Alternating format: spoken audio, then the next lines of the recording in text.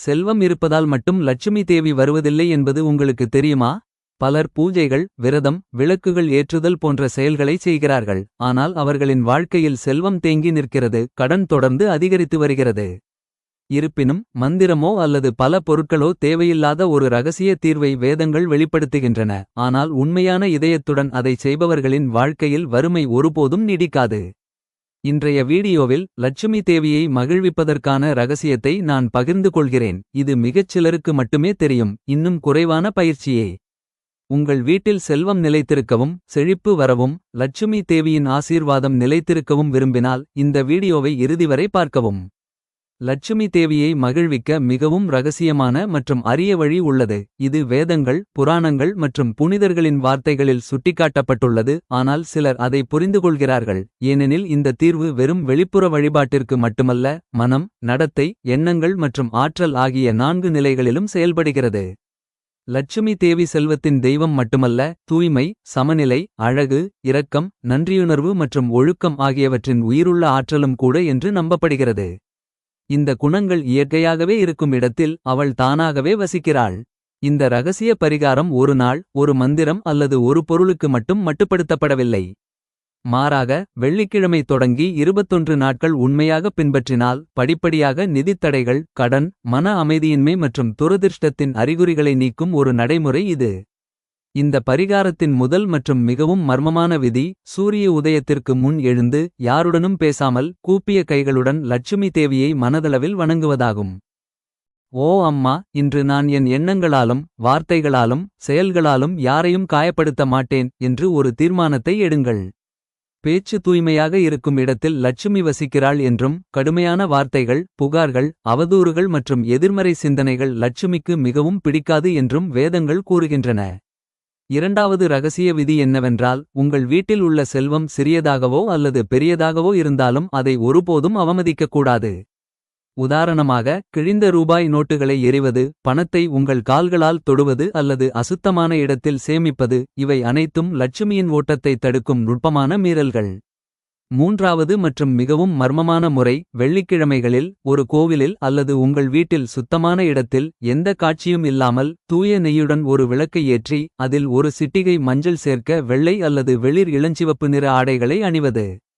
மஞ்சள் இங்கு செழிப்புக்காக அல்ல, ஆனால் நேர்மறையான தீர்மானங்களை செயல்படுத்துவதற்காக கருதப்படுகிறது.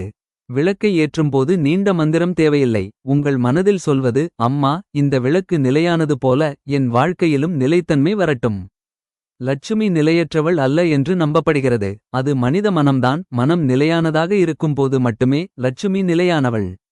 இந்த பரிகாரத்தின் 4வது ரகசியம் என்னவென்றால், 21 நாட்களுக்கு யாரிடமும் சொல்லாமல், அவர்களின் பெயர்களை குறிப்பிடாமல், ஏழை, ஆதரவற்ற அல்லது தேவைப்படுபவருக்கு உணவு, உடை அல்லது மரியாதைக்குரிய வார்த்தைகள் என ஏதாவது உதவி செய்யுங்கள். ஏனென்றால் லட்சுமி தேவிக்கு மிகவும் பிடித்தமானது ஈகோ இல்லாத தானம். இது ஒருபோதும் வறுமையை வரவிடாத தானம். 5வது மற்றும் அதிகம் அறியப்படாத ரகசியம், சூரிய அஸ்தமனத்திற்கு பிறகு மாலையில் வீட்டில் இருளை தவிர்ப்பது. ஏனென்றால் இருள் என்பது ஒளியின் பற்றாக்குறையை மட்டுமல்ல, வாய்ப்புகளின் பற்றாக்குறையையும் குறிக்கிறது என்றும், வாய்ப்புகள் மதிக்கப்படாத இடத்தில் லட்சுமி தங்குவதில்லை என்றும் வேதங்கள் கூறுகின்றன.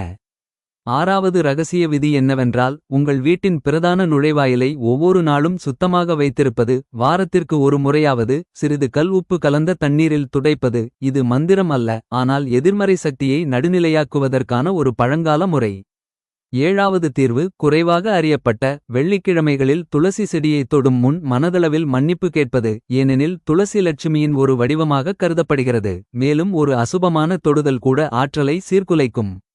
8வது மற்றும் மிகவும் நுட்பமான ரகசியம், உங்கள் உணவுத் தட்டில் உள்ள உணவை ஒருபோதும் அவமதிக்கக்கூடாது. ஏனென்றால் உணவும் லட்சுமியும் நேரடியாக தொடர்புடையதாக கருதப்படுகிறது. உணவை மதிக்கும் ஒருவர் ஒருபோதும் பணப்பற்றாக்குறையை சந்திப்பதில்லை. 9வது தீர்வு, ஒவ்வொரு வெள்ளிக்கிழமையும் உங்கள் வாழ்க்கையில் 3 விஷயங்களுக்கு நன்றி தெரிவிப்பதாகும். அது எவ்வளவு சிறியதாக இருந்தாலும் சரி, ஏனெனில் நன்றியுணர்வு என்பது லட்சுமி அமைதியாக நுழையும் ரகசிய கதவு. 10வது மற்றும் இறுதி ரகசியம் என்னவென்றால், லட்சுமியை அடைய வேண்டும் என்ற ஆசையை கைவிடுவது. ஏனென்றால் லட்சுமி தன்னை துரத்துபவர்களிடமிருந்து ஓடிவிடுகிறாள் என்றும், கடமை, தர்மம் மற்றும் கர்மாவில் மூழ்கியிருப்பவர்களை லட்சுமி தானே பின்தொடர்கிறாள் என்றும் வேதங்கள் கூறுகின்றன. இந்த முழு தீர்வும் ஒரு அற்புதமான வாக்குறுதி அல்ல, மாறாக ஊழ்மாற்றத்தின் செயல்முறையாகும். மேலும் அதை வெளிவேடம், பயம் அல்லது பேராசையால் அல்ல, மாறாக நம்பிக்கை, அமைதி மற்றும் ஒழுக்கத்துடன் ஏற்றுக்கொள்பவர். படிப்படியாக அவரது வாழ்க்கையில் தற்செயல் நிகழ்வுகள் வெளிப்படத் தொடங்குகின்றன. அவற்றை மக்கள் அதிர்ஷ்டம் என்று அழைக்கிறார்கள். சிக்கிய பணத்தின் திடீர் விடுதலை, புதிய வருமான ஆதாரங்கள் திறப்பு, வீட்டில் அமைதி அதிகரிப்பு, மிக முக்கியமாக மனதிலிருந்து வறுமை மறைதல். பணம் மட்டுமே வணங்கப்படும் இடத்தில் லட்சுமி தேவி வருவதில்லை என்று கூறப்படுகிறது. செல்வம், நீதி, கடின உழைப்பு மற்றும் சமநிலையுடன் இருக்கும் இடத்தில் அவள் வருகிறாள். இது ரகசிய உண்மை. புரிந்து கொண்டவுடன் யாரும் தங்கள் வாழ்நாள் முழுவதும் லட்சுமியின் ஆசீர்வாதங்களை இழக்கமாட்டார்கள். லட்சுமி தேவி எவ்வாறு செல்வத்தை வழங்குகிறார்? இந்த கேள்வி செல்வத்தை பெறுவது பற்றியது மட்டுமல்ல, அதன் ஓட்டத்தின் ரகசியம், அதன் நிலைத்தன்மை மற்றும் அதனுடன் வரும் அமைதியை புரிந்துகொள்வது பற்றியது. வேதங்களில் லட்சுமி தேவி வெறும் நாணயங்களை பொழியும் தெய்வம் அல்ல, மாறாக நீதி, செயல், ஞானம், நன்றியுணர்வு மற்றும் சமநிலையின் உயிருள்ள சக்தி. லட்சுமி தேவி செல்வத்திற்கு தகுதியானவர்களுக்கு மட்டுமே செல்வத்தை வழங்குகிறார். மேலும் இந்த தகுதி வெறும் வெளிப்புற வழிபாடு மூலம் அல்ல, உள்மதிப்புகள், எண்ணங்கள் மற்றும் தினசரி நடத்தை மூலம் வளர்க்கப்படுகிறது. புராணங்களின்படி லட்சுமி பெருங்கடலை கடைந்ததிலிருந்து தோன்றினார். இது செல்வம் தற்செயலாக உருவாக்கப்படவில்லை, மாறாக பொறுமை, முயற்சி மற்றும் விடாமுயற்சியின் மூலம் உருவாகிறது என்பதை குறிக்கிறது. லட்சுமி தேவி சோம்பல், ஒழுங்கின்மை, அசுத்தம் மற்றும் எதிர்மறைத்தன்மை உள்ள இடங்களுக்கு செல்வதில்லை. தூய்மை, ஒழுக்கம், நேரத்திற்கான மரியாதை மற்றும் செயல் மீதான பக்தி உள்ள இடங்களுக்கு அவள் வருகிறாள்.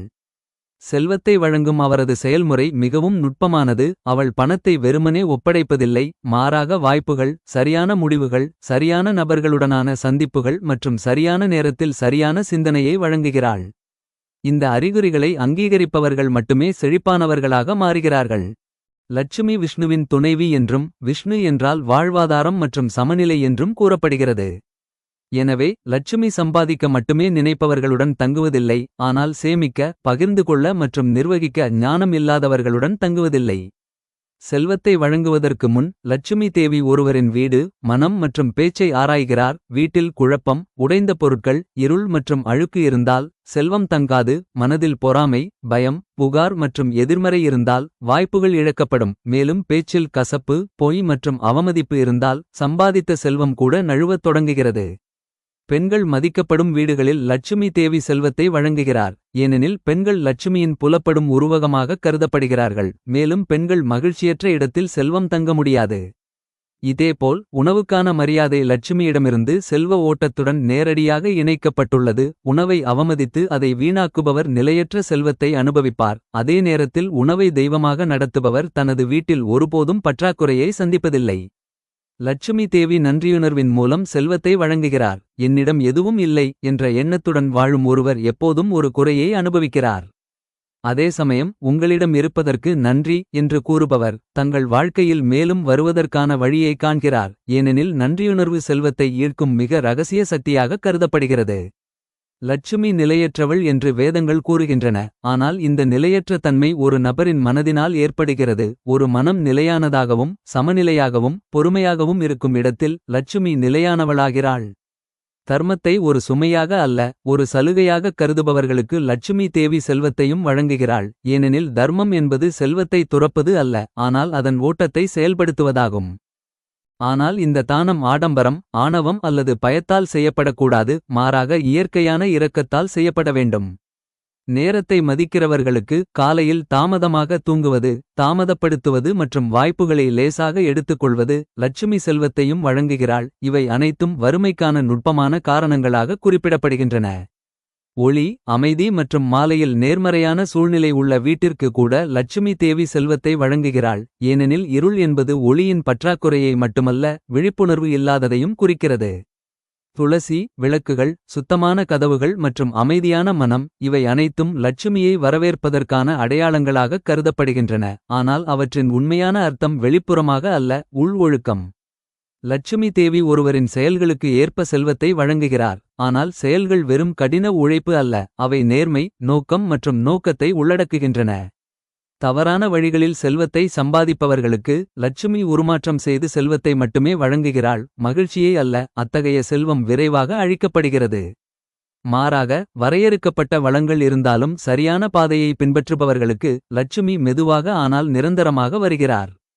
செல்வத்தை அளிப்பதற்கு முன் லட்சுமி தேவி ஒரு நபருக்கு சோதனையான சூழ்நிலைகளை, சில நேரங்களில் தடைகள், சில நேரங்களில் தாமதங்கள், சில நேரங்களில் தோல்விகள் கடந்து சென்று பொறுமை உள்ளதா என்று பார்க்க வைக்கிறார். மேலும் இந்த சோதனைகளில் உறுதியாக இருப்பவர்கள் மட்டுமே இறுதியில் செழிக்கிறார்கள். லட்சுமி கனவுகள், சகுனங்கள் மற்றும் உள்ளுணர்வு மூலம் செல்வத்தை வழங்குகிறார். திடீர் புதிய யோசனை, பழைய தொடர்பின் நினைவு அல்லது ஒரு வாய்ப்பின் தொடர்ச்சியான தோற்றம், இவை அனைத்தும் லட்சுமியின் அமைதியான அறிகுறிகளாக கருதப்படுகின்றன. ஒரு நபர் தனது வாழ்க்கையில் சமநிலையை பேணும்போது லட்சுமி தேவி செல்வத்தை வழங்குகிறார். வேலை மற்றும் பணத்தை மட்டுமல்ல, குடும்பம், ஆரோக்கியம், சேவை மற்றும் ஆன்மீக அமைதியையும் முன்னுரிமைப்படுத்துகிறார். ஏனெனில் ஏற்றத்தாழ்வு செல்வத்தை கூட நிலையற்றதாக மாற்றும். இறுதியில் செல்வத்தை ஒரு வழிமுறையாக கருதுபவர்களுக்கு மட்டுமே லட்சுமி தேவி செல்வத்தை வழங்குகிறார், ஒரு குறிக்கோளாக அல்ல. இலக்கு, தர்மம், கடமை மற்றும் வாழ்க்கையின் நிறைவு. ஒரு நபர் இந்த ஆவியுடன் வாழும்போது லட்சுமி அவர்களின் வீட்டில் அழைக்கப்படாமல் வசிக்கிறார். அதனால்தான் சிலர் குறைந்தபட்ச முயற்சியுடன் முன்னேறுகிறார்கள், மற்றவர்கள் அபரிமிதமான கடின உழைப்புக்கு மத்தியிலும் தொடர்ந்து போராடுகிறார்கள். வித்தியாசம் அதிர்ஷ்டத்தில் அல்ல, லட்சுமியின் புரிதலில் உள்ளது. இதை புரிந்துகொள்பவர்களுக்கு செல்வம் ஒரு பிரச்சினையாக நின்றுவிடுகிறது, மாறாக வாழ்க்கையின் இயற்கையான ஓட்டமாகும். நினைவில் கொள்ளுங்கள், லட்சுமி தேவி தங்கம் மற்றும் வெள்ளியின் தெய்வம் மட்டுமல்ல, அவள் தூய எண்ணங்கள், புனிதமான வார்த்தைகள் மற்றும் நீதியான செயல்களின் தெய்வம். நீங்கள் நம்பிக்கையுடனும் பொறுமையுடனும் இந்த முறையை பின்பற்றினால் மாற்றம் நிச்சயமாக வரும், மெதுவாக ஆனால் நீடித்தது. இந்த வீடியோவை நீங்கள் ரசித்திருந்தால் லட்சுமி தேவியின் ஆசீர்வாதங்கள் அதிகமான மக்களைச் சென்றடைய இதை லைக் செய்யவும். இந்த காணொளியை உங்கள் குடும்பத்தினருடனும் நண்பர்களுடனும் பகிர்ந்து கொள்ளுங்கள். மேலும் உங்கள் நம்பிக்கை நிறைவேற ஜெய் மாதா லட்சுமி என்று கருத்துகளில் எழுதுங்கள். இதுபோன்ற ரகசியமான, வேதப்பூர்வமான மற்றும் பயனுள்ள தீர்வுகளுக்கு சேனலுக்கு குழு சேர மறக்காதீர்கள். ஏனென்றால் இங்கே நாம் நம்பிக்கையைப் பற்றி மட்டுமே பேசுகிறோம். நம்பிக்கை ஒருபோதும் தோல்வியடையாது. ஜெய் மாதா லட்சுமி.